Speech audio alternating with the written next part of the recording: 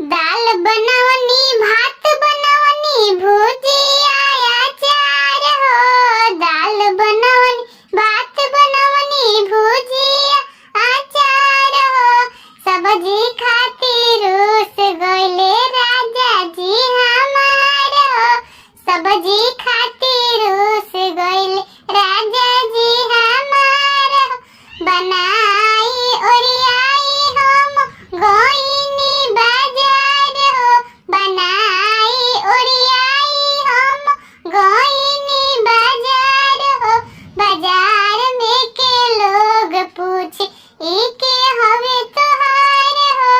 बाजार में के लोग पूछे ई के हवे तोहार हो।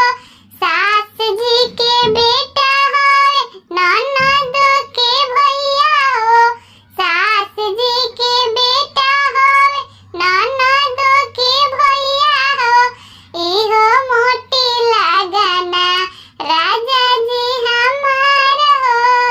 इहो मोटी लागना राजा जी हमार हो।